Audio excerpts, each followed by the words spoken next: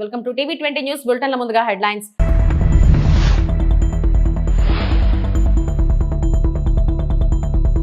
Waves 2025ను ప్రారంభించిన ప్రధాని నరేంద్ర మోడీ.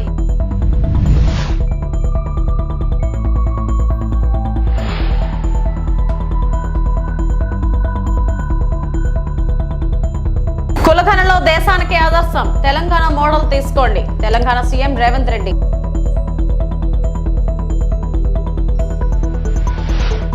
కార్యకర్తల బలమే జనసేనకు శక్తి, AP deputy CM Pawan Kalyan.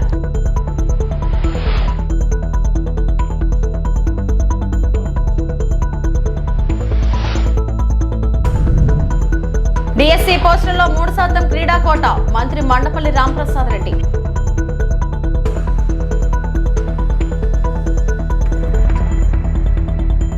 ప్రధానమంత్రి నరేంద్ర మోడీ ముంబైలోని జియో వరల్డ్ సెంటర్ లో భారతదేశపు మొట్టమొదటి వరల్డ్ ఆడియో విజువల్ మరియు ఎంటర్టైన్మెంట్ సమ్మిట్ అయిన వేవ్స్ 2025ను ప్రారంభించారు. కనెక్టింగ్ క్రియేటర్స్, కనెక్టింగ్ కంట్రీస్ అనే థీమ్ తో ఈ సమ్మిట్ భారతదేశాన్ని గ్లోబల్ మీడియా హబ్ గా మార్చడమే లక్ష్యంగా పెట్టుకుంది. ఇందులో గ్లోబల్ లీడర్లు, స్టార్టప్లు మరియు ఫిలిం, ఓటీటీ, గేమింగ్, ఏఐ మరియు మరిన్నిటిలో సృష్టికర్తలు పాల్గొంటారు. గ్లోబల్ మీడియా డైలాగ్ మరియు గ్లోబల్ మీడియా ట్రేడ్ కోసం వేవ్స్ మార్కెట్ ప్లేస్ ప్రారంభం ముఖ్య అంశాలు. आज भारत दुनिया की थर्ड लार्जेस्ट इकोनॉमी बनने की तरफ तेजी से आगे बढ़ रहा है. आज Bharat global fintech adoption rate में नंबर 1 है. दुनिया का सेकंड लार्जेस्ट मोबाइल मैन्युफैक्चरर है. दुनिया का तीसरे सबसे बड़ा स्टार्टअप इकोसिस्टम भारत में है. विकसित भारत की हमारी जर्नी तो अभी शुरू हुई है. भारत के पास इससे भी कहीं अधिक ऑफर करने के लिए है. भारत बिलियन प्लस आबादी के साथ साथ बिलियन प्लस स्टोरीज का भी देश है.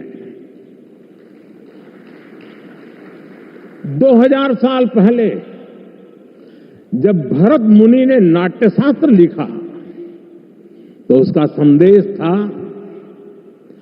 नाट्यम भावयति लोकम. इसका अर्थ है कला संसार को भावनाएं देती है, इमोशन देती है, फीलिंग्स देती है. सदियों पहले जब कालिदास ने अभिज्ञान शाकुंतलम तब भारत ने क्लासिकल ड्रामा को एक नई दिशा दी. भारत की हर गली में कहानी है, हर पर्वत एक गीत है, हर नदी कुछ न कुछ गुनगुनाती है.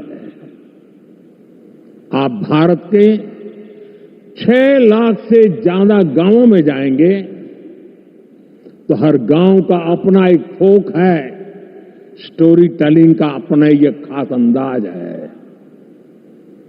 यहां अलग अलग समाजों ने लोक कथाओं के माध्यम से अपने इतिहास को अगली पीढ़ी तक पहुंचाया है. हमारे यहां संगीत भी एक साधना है. भजन हो, गजलें हो, क्लासिकल हो या कंटेम्पररी, हर सुर में कहानी है, हर ताल में एक आत्मा है.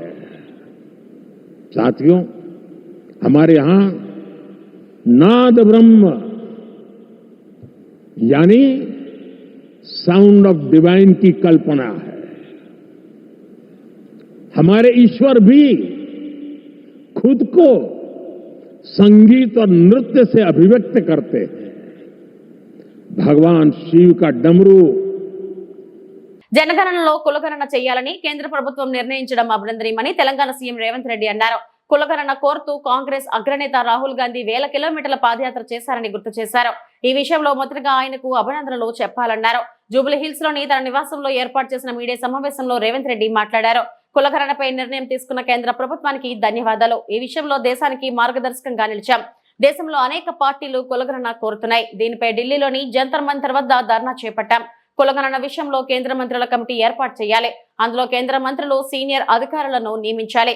తెలంగాణలో బీసీలుగా ఉన్న బోయలు కర్ణాటకలో ఉన్న మరో వర్గంలో ఉన్నారు. రాష్ట్రంలో 8,000 పేజీల్లో 57 ప్రశ్నల ద్వారా మేము వివరాలు సేకరించాం. వృధా కాదు, దేశానికి ఉపయోగపడ్డదని మేము చెప్తున్నాం. రోల్ మోడల్ తెలంగాణ అని ఎందుకు చెప్తున్నాం? 100 సంవత్సరాల నుంచి ఎవరు చెయ్యలేని పనిని ప్రక్రియను తెలంగాణ రాష్ట్ర ప్రభుత్వం చేయడం ద్వారా చెయ్యడానికి ఏ విధి విధానాలు ఉండాలి, చేయడం వల్ల వచ్చే ప్రయోజనం ఏంది, చెయ్యకపోతే కలిగే రాజకీయ పార్టీలకు నష్టం ఏంది తెలిసింది. కాబట్టి ఈరోజు తెలంగాణలో సేకరించిన సమాచారం దేశానికి ప్రయోజనం చేకూరింది. కాబట్టి ఇవాళ దేశానికే రోల్ మోడల్గా నిలబడ్డం మేము. తెలంగాణ మోడల్ దేశానికే రోల్ మోడల్. ఇప్పుడు సిద్ధు వాళ్ళు ఎందుకోసం చేస్తున్నారు అనే దానికంటే దీనివల్ల ప్రజల ప్రయోజనం ఏందో చూడాల్సిందే. ఆ ఎన్నికల ముందు వాళ్ళు చేసిన ప్రయత్నాన్ని మేము తిప్పికొట్టినాం కాబట్టి, ప్రజలు కూడా తిప్పికొట్టి 240 సీట్లు ఇచ్చారు కాబట్టి రిజర్వేషన్లు రద్దు కాలేదు, రాజ్యాంగాన్ని మార్చలేదు. వాళ్ళు అనుకున్న 400 సీట్లు వచ్చినుంటే ఈ పాటికి దేశంలో రిజర్వేషన్లు రద్దు అయ్యేవి, రాజ్యాంగం రూపురేఖలు మారిపోయేది, ఈరోజు కులగణన కూడా జరుగుండేది కాదు. ఆ రోజు ప్రజలు మేము అప్రమత్తం చేసినాం కాబట్టి వాళ్ళకి సంపూర్ణమైన మెజారిటీ ఇవ్వకుండా 240 సీట్లు ఇచ్చారు కాబట్టి సంకీర్ణ ప్రభుత్వంలో వాళ్ళు అనుకున్న ఎజెండాను అమలు చేయలేని పరిస్థితిలో ఇప్పుడు ఈ సంకీర్ణ ప్రభుత్వాన్ని కాపాడుకోవాలంటే కులగణన చేసి తీరవలసిందే. ఎందుకంటే అక్కడ బీహార్లో వాళ్ళతో సంకీర్ణ ప్రభుత్వంలో ఉన్న నితీష్ కుమార్ ఇతరులు ఈరోజు కులగణన చేయాలనే డిమాండ్తో ఉన్నారు. మొన్నటి వరకు మీరు చెప్పిన నరేంద్ర మోడీ గారు బీజేపీ కులగణనకు వ్యతిరేకంగా మాట్లాడిండు కదా. రాజ్నాథ్ సింగ్ గారు అఫీషియల్గానే చెప్పిండు, సుప్రీంకోర్టుకి చెప్పిండు మేము చెయ్యము అని, అఫిడవిటే ఇచ్చిండు. ఎందుకు మారింది? మేము ఎన్నికల ముందు, పార్లమెంట్ ఎన్నికల ముందు ప్రజల్ని అప్రమత్తం చేసినాం కాబట్టి ప్రజలు మోడీకి సంపూర్ణమైన మెజారిటీ, ముఖ్యంగా 400 సీట్లు ఇవ్వకుండా తిరస్కరించడంతో by political compulsion he has decided to take up this issue. So మేము ఏదైతే ప్రయత్నం చేసినామో రాహుల్ గాంధీ గారి భారత్ జోడో యాత్ర దేశ ప్రజలకు ఉపయోగపడ్డది. ప్రతిపక్షం, మేము పాలకపక్షం వస్తే నిర్ణయాలు చేస్తాం, ప్రతిపక్షంలో ఉంటే ప్రభుత్వాన్ని ఒత్తిడి చేస్తాం. ఇదే కదా ప్రజాస్వామిక స్ఫూర్తి. మా ఒత్తిడితోని ఈరోజు కేంద్ర ప్రభుత్వం ముందుకు వచ్చింది, అమలు చేస్తుంది. ఈశాన్య రాష్ట్రాల అభివృద్ధికి కేంద్రం కీలక చర్యలు తీసుకుంది.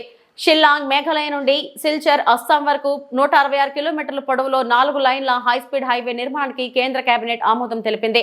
22,864 కోట్ల భారీ బడ్జెట్ తో చేపట్టనున్న ఈ ప్రాజెక్ట్ 3 ఏళ్లలో పూర్తయ్యేలా లక్ష్యంగా పెట్టుకున్నట్లు కేంద్ర మంత్రి అశ్విని వైష్ణవ్ తెలిపారు.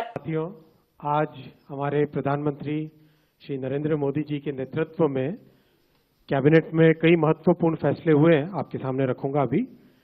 सबसे पहला जो एक इम्पोर्टेंट फैसला हुआ है, सिलचर से शिलोंग, शिलोंग से सिलचर हमारे नॉर्थ ईस्टर्न सेक्टर में एक बहुत बड़ा project high speed corridor highway का मेघालय और आसाम को जोड़ता हुआ वो अप्रूव हुआ है।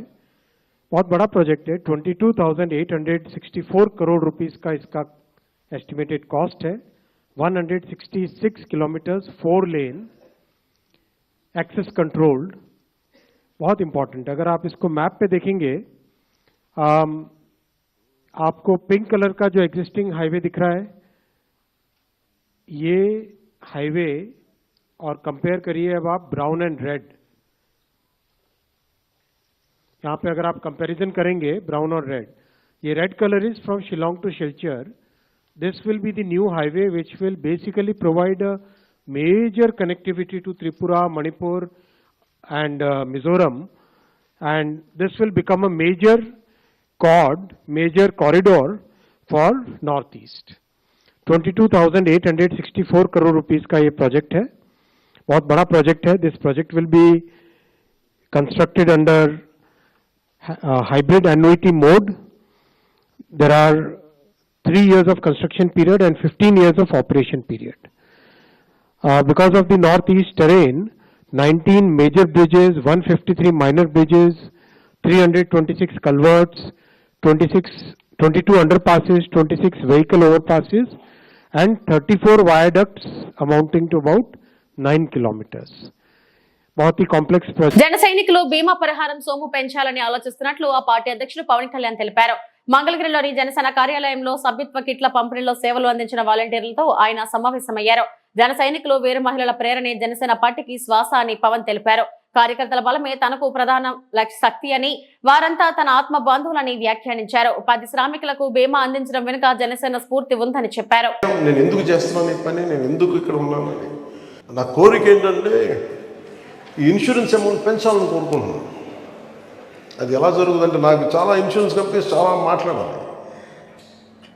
సో అందుకని మన ఈ ప్రేరణే మొన్న జాతీయ ఉపాధి హామీ పథకం కింద అక్కడ పనిచేసే శ్రామికులందరికీ వాళ్ళు ప్రీమియం కూడా పే చేయకుండా ముందు డైరెక్ట్ ఒక 2 లక్షలు ఇచ్చేస్తాం ఫస్ట్.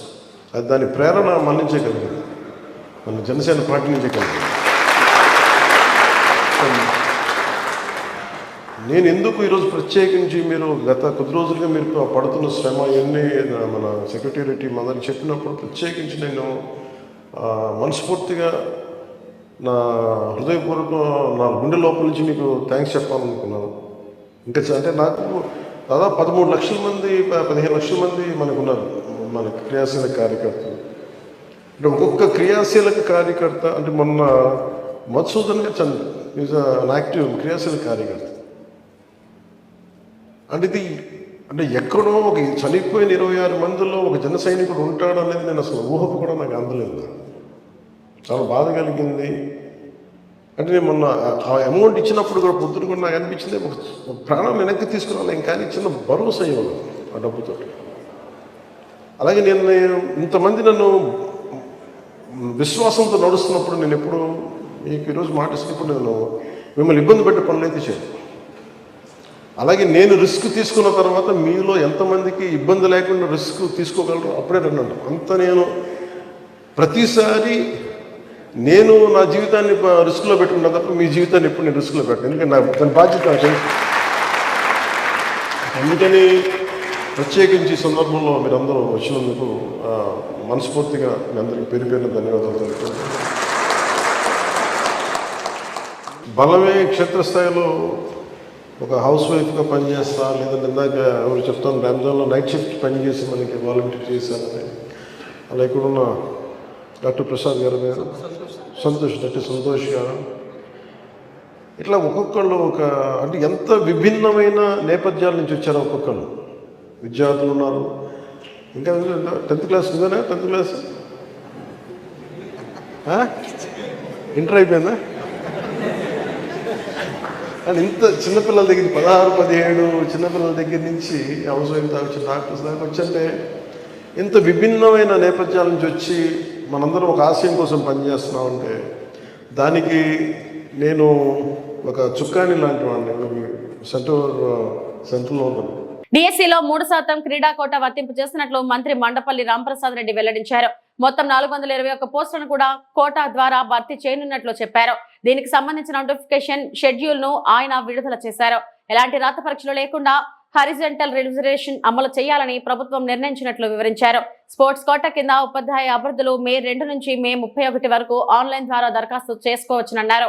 రాష్ట్రంలో సుమారుగా 16,500 టీచర్ పోస్టులు కూడా ఫిలప్ చేయడం జరుగుతూ ఉంది. దానిలోనే 3% ఏదైతే ఉందో ఆ 3%ను ఈ రాష్ట్రంలో మిగతా రాష్ట్రాలలో 1-2% ఉంటే మన రాష్ట్రంలో 3% కేటాయించడం జరిగింది. దాంట్లో ఇప్పుడు మనకు 421 పోస్టులను స్పోర్ట్స్ కోటాలో రాష్ట్రంలో ఉన్న క్రీడాకారులకు కేటాయించడం జరిగింది. దానికి ఇప్పుడు మనం నోటిఫికేషన్ ఇస్తున్నాం. దీన్ని పారదర్శకంగా గత ప్రభుత్వాలు ఎక్కడా చేయని విధంగా నిష్పక్షపాతంగా ఈ రాష్ట్రంలో ఉన్న క్రీడాకారులకు అందించే విధంగా ఇప్పుడు మేము ముందుకు తీసుకొని వెళ్తున్నాం. ఇప్పుడు ఎవరైతే నిజమైన క్రీడాకారులు ఉంటారో, ఎవరికైతే సర్టిఫికెట్ అనుకోండి వాళ్ళు నేషనల్ ఇంటర్నేషనల్ గేమ్స్ అలాగే డిస్ట్రిక్ట్ లెవెల్లో ఎవరైతే పథకాలు సాధించింటారో వాళ్ళందరికీ మంచి జరిగే విధంగా ఇది దోహదపడుతుంది. పశ్చిమ గోదావరి జిల్లా పాలకొలలో మేడే కార్యక్రమంలో కార్మికులతో కలిసి ర్యాలీలో పాల్గొన్న మంత్రి రామనాయుడు. వందలాది మంది కార్మికులతో కలిసి మండుటెండలో సైతం రిక్షా తొక్కిన మంత్రి రామనాయుడు. పట్టణమంతా సుమారు 4 కిలోమీటర్ల సాగిన ర్యాలీలో పాల్గొన్న కార్మికులకు టీ-షర్ట్స్, టవల్స్ అందజేసిన మంత్రి రామానాయుడు. ప్రతి ఏటా మేడే రోజున కార్మికులతో ర్యాలీలో పాల్గొనడం ఎంతో సంతృప్తి, ఆనందాన్ని కలిగిస్తుందన్న మంత్రి రామానాయుడు. జగన్ 5 ఏళ్ల పాలనలో అన్ని రంగాలతో పాటు కార్మిక రంగాన్ని విచ్ఛిన్నం చేశారన్నారు మంత్రి రామానాయుడు.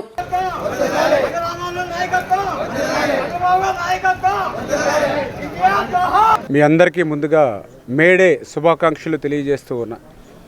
మీ అందరికీ తెలుసు, న్యాయమైనటువంటి డిమాండ్ల కోసం 8 గంటల పని దినాల కోసం ఆ రోజు కార్మికుల అవిశ్రాంత పోరాట ఫలితం మేడే అన్నటువంటి సంగతి.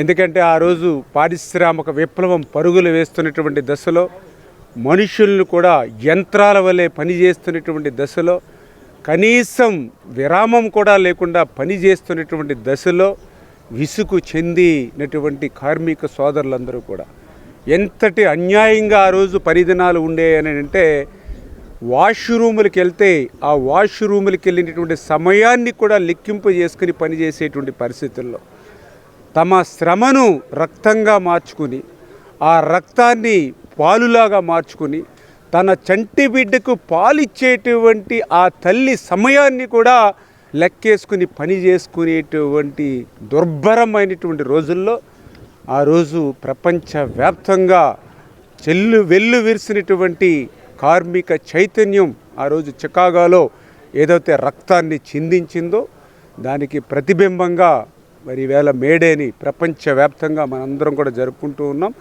అటువంటి మేడే సందర్భంగా ఈరోజు పాలకొల్లులో, ఈరోజనే కాదు గత 15 సంవత్సరాలుగా కూడా ఆ కార్మికులతోటి, ఆ కర్షకులతోటి కలిసి నడిచేటువంటి వ్యక్తిగా, ఈ పాలకొల్లు నియోజకవర్గానికి ఎవరైనా పెద్ద కూలీ ఉన్నారని అంటే అది నేనే అనేటువంటి విధంగా ఈ యొక్క నియోజకవర్గ ప్రజలకు పనిచేసేటువంటి వ్యక్తిగా మరి ఆ రోజు నుంచి ఈ రోజు వరకు కూడా కలిసిమెలిసి పనిచేస్తూ మరి ఈరోజు కూడా నా పాలకొల్లు నియోజకవర్గంలోనే కాదు ఆంధ్రప్రదేశ్ రాష్ట్రంలో కూడా మనం చూస్తూ ఉన్నాం. గౌరవ ముఖ్యమంత్రి నారా చంద్రబాబు నాయుడు గారు సారథ్యంలో ఆ కార్మికులకి, కర్షకులకి ఈ ప్రభుత్వం ఎప్పుడు అండగా, ఎందుకంటే మా తెలుగుదేశం పార్టీ జెండాయే ఆ కార్మికుల ఒక ఎజెండాగా. మన రైతు మన రామానాయుడు కార్యక్రమంలో 1,63,00,000 అభివృద్ధి పనులకు శంకుస్థాపన చేసిన మంత్రి నిమ్మల. గత 5 ఏళ్ల పాలనలో ఆంధ్రప్రదేశ్ తగలబడుతుంటే నీరో చక్రవర్తిలో మద్యం డబ్బులు లెక్కబెట్టుకున్న జగన్కి జనాల సమస్యలపై మాట్లాడే అర్హత లేదు. ప్రకృతి విపత్తు వల్ల జరిగిన ప్రమాదాన్ని కూడా శవ రాజకీయం కోసం ఉపయోగించుకుంటున్న వ్యక్తి జగన్. బార్కేడ్లు, పరదాలు, 144 సెక్షన్, 30 యాక్ట్లు, ముందస్తు అరెస్టులతో తాడేపల్లికి బందీగా నాడు జగన్ పాలన సాగింది. అమరావతి రాజధాని పునర్నిర్మాణం రేపటి రోజు దేశ చరిత్రలో చారిత్రాత్మకంగా నిలిచిపోతుంది. రాజధాని రైతుల త్యాగంతో ప్రతి పౌరుడు గుర్తించేలా ప్రపంచ స్థాయి రాజధానిని చంద్రబాబు నిర్మించనున్నారు. విధ్వంస పాలకుడి చేతిలో శిథిలమైన ఆంధ్రప్రదేశ్ రాష్ట్ర రాజధాని అమరావతి స్వప్న సాకారం దిశగా అడుగులు వేస్తుంది. ఈ రకంగా ఒక రైతు బిడ్డగా, ఒక వ్యవసాయం నుంచి వచ్చినటువంటి వ్యక్తిగా, ఆ రైతుల రుణం తీర్చుకునేటువంటి వ్యక్తిగా, అందరికీ అన్నం పెట్టేటువంటి అన్నదాతకు ఏ మాత్రం కూడా కష్టం ఉండకూడదు అనేటువంటి ఆలోచనతో ఈ నిధులు తీసుకురావడానికి ఆ రైతుల తరపున నేనే శ్రమించి, నేనే కష్టించి మరి సెక్రటేరియట్లో మరి ఆ ఫైల్స్ని ప్రతిరోజు కూడా మూవ్ చేసుకుంటూ, ప్రతి క్షణము ప్రతిరోజు కూడా రివ్యూ చేసుకుంటూ ఈవేళ ఎంతో శ్రమించి, ఎందుకంటే రాష్ట్రం దగ్గర ఆర్థిక పరిస్థితి అత్యంత దయానీయంగా ఉన్నటువంటి స్థితిలో ఈవేళ ఎక్కడైనా సరే మరి కేంద్రం దగ్గరకు, ఢిల్లీ దగ్గరికి పోయి ఏదో ఒక రూపేణ మరి కాళ్ళలో వేళ్ళలో పట్టుకుని ఏదైనా అప్పు తెచ్చినా కూడా ఆ తెచ్చిన అప్పు కూడా ఎవరికైనా పంచుదామంటే కూడా ఉండట్లేదు. గత 5 సంవత్సరాల జగన్మోహన్ రెడ్డి పుణ్యవారి తెచ్చినటువంటి అప్పు కూడా మరి అది కూడా ఆవిరైపోతున్నటువంటి పరిస్థితి ఆ యొక్క అప్పుల వడ్డీలు కట్టడానికి. అటువంటి స్థితిలో కూడా ఇంత పెద్ద ఎత్తున ఈవేళ ఆ రైతాంగానికి సేవ చేస్తున్నామని అంటే రైతుల పట్ల మాకున్నటువంటి చిత్తశుద్ధికి అదొక నిదర్శనం. ఒక రైతు బిడ్డగా అది నా బాధ్యత అనేటువంటి విషయాన్ని గుర్తుపెట్టుకుని పనులు చేస్తున్నాను అనేటువంటి విషయాన్ని ఈ సందర్భంగా తెలియజేసుకుంటూ మరి ఇన్ని అభివృద్ధి కార్యక్రమాలు ఈరోజు కూడా చూస్తున్నాం. 1వ తారీఖు ఈవేళ 3,000 కోట్ల రూపాయలు ఆంధ్రప్రదేశ్ రాష్ట్రంలో పెన్షన్లు ఇచ్చేటువంటి రోజు. ఇన్ని అభివృద్ధి కార్యక్రమాలు, ఇన్ని సంక్షేమ కార్యక్రమాలు చేస్తూ ఉంటే భవన నిర్మాణ కార్మికులకు అల్పాహారం ఏర్పాటు చేసి వారితో సహా పంక్తి భోజనం చేసిన జనసేన ఇన్ఛార్జ్ శ్రీమతి వినూత కోట.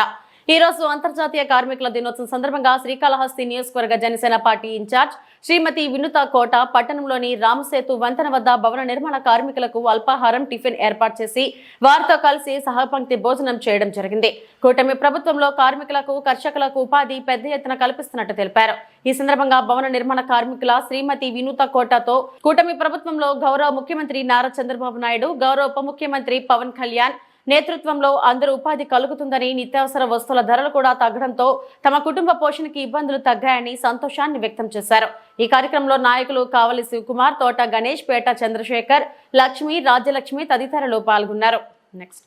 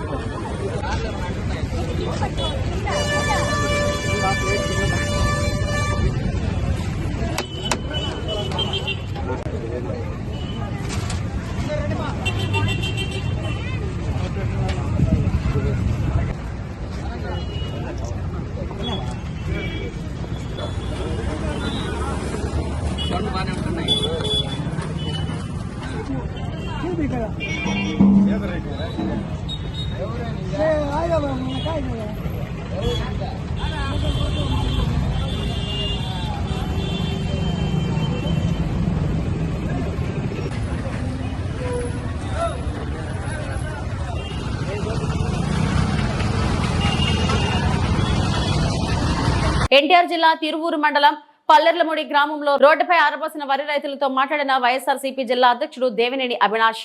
వరి, మిర్చి రైతుల కష్టాలను చూస్తే నిజంగా బాధేస్తుంది. చంద్రబాబు కూటమి ప్రభుత్వంలో రైతులకు అన్యాయం జరుగుతుంది.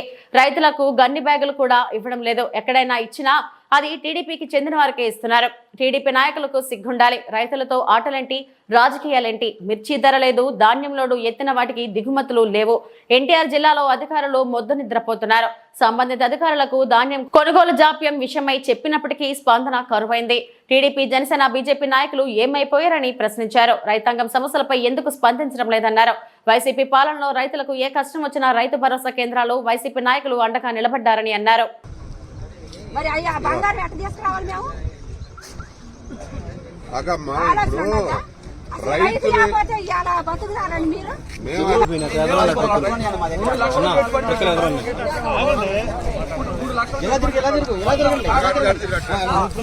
దాదాపుగా రైతాంగం అంతా గారు కన్నీళ్ళు పెట్టినవి. ఒక పక్క మిర్చి రైతులు కానివ్వండి, ధాన్యం కానివ్వండి, ప్రతి ఒక్కరు గారు ఈరోజు చంద్రబాబు నాయుడు ప్రభుత్వంలో, కూటమి ప్రభుత్వంలో అన్యాయం గురవుతుంది. ఈరోజు గోన్ సంచి లేకుండా రోడ్డు మీద పోసిన ఏదైతే ధాన్యం ఉందో దానికి సంబంధించి గోన్ సంచి లేకుండా, ఒకవేళ ఇచ్చిన దాంట్లో కూడా తెలుగుదేశం పార్టీకి సంబంధించిన నాయకులు, కార్యకర్తలకు ఇచ్చే విధంగా ఈరోజు కూటమి ప్రభుత్వం ముందుకెళ్తారు. అంటే అధికారులకు కానివ్వండి, లేకపోతే ఆ తెలుగుదేశం పార్టీ ఎవరైతే నాయకులు ఉన్నారో కొంచెం సిగ్గు ఉండాలి. రైతులతో ఏంటి మీ ఆటలు? రైతులతో మీ రాజకీయాలు ఏంటి? ఈరోజు రైతులు ఎంతో కష్టపడి ఈరోజు వాళ్ళు ధాన్యం పండించి మనకి అన్నం పెడుతుంటే వాళ్ళ విషయంలో గారా నీచంగా ఈరోజు కూటమి ప్రభుత్వంలో రాజకీయం చేస్తున్నారు. ఈరోజు ఒక్కసారి రైతులు ఏ విధంగా మాట్లాడుతున్నారు? మిర్చి రైతులకి మద్దతు ధర లేదు, గోన్ సంచులు ఇవ్వట్లా, లేకపోతే సంచులు ఇచ్చి ట్రక్ లోడింగ్ పెడితే ఆ బస్తాలు తీసుకోవట్లా. ఆ విధంగా ఈరోజు అధికారులు కానివ్వండి మొద్దు నిద్ర, ఈరోజు ఎన్టీఆర్ జిల్లాలో అధికారులు అందరూ గారు మొద్దు నిద్రపోతున్నారు. కలెక్టర్ గారికి మా ఇన్ఛార్జ్ వర్యులు స్వామిదాస్ గారు కలెక్టర్ గారికి గారు అనేక సందర్భాల్లో వినతి పత్రం ఇచ్చి మీరు ఆ ధాన్యం కొనుగోలు చేయండి, గోను సంచులు ఇవ్వండి అని చెప్తే సివిల్ సప్లై ఆఫీస్లో చెప్పాము చేస్తామన్నారు, కానీ ఈ రోజుకి ఒక్కరు కూడా స్పందించారు. అసలు తెలుగుదేశం పార్టీ నాయకులు ఏమైపోయారు, జనసేన పార్టీ నాయకులు ఏమైపోయారు, బీజేపీ నాయకుల పార్టీ వాళ్ళు ఏమైపోయారు? ఎందుకు ఎవరు గారు రైతాంగ సమస్య మీద ఎందుకు ఒక్కరు గారు స్పందించారు? ఈరోజు జగన్మోహన్ రెడ్డి గారి నాయకత్వంలో ఉందంటే ఆ రోజు రైతు భరోసా కేంద్రాలు పెట్టి రైతాంగానికి ఏ చిన్న ఇబ్బంది వచ్చినా అధికారులు కానివ్వండి, ఆ ఊరిలో ఉన్న మా వైఎస్ఆర్ కాంగ్రెస్ పార్టీ నాయకులు కార్యకర్తలు ప్రతి ఒక్కరి గారు అండగా ఉండి రైతాంగానికి ఎటువంటి ఇబ్బంది లేకుండా చేసిన ప్రభుత్వం జగన్మోహన్ రెడ్డి గారి ప్రభుత్వం. ఈరోజు ప్రతి రైతు కానివ్వండి, మహిళా రైతులు గారు ఈరోజు అంటున్నారు చంద్రబాబు నాయుడు వస్తేనే రైతులు కష్టకాలం. ఎందుకంటే ఈరోజు గారు 99 నుంచి గారు చంద్రబాబు నాయుడు నినాదం ఒకటే, వ్యవసాయం దండగా. ఇదే అతని నినాదం. ఈ రోజుకి అదే విధంగా ముందుకు వెళ్తున్నారు, కానీ రైతులకి న్యాయం చేయాలని చెప్పిన ఒక ఉద్దేశం చంద్రబాబు నాయుడుకి లేదు. ఇవి ఇప్పటివరకు నా బులెటిన్ అప్డేట్స్. నమస్తే.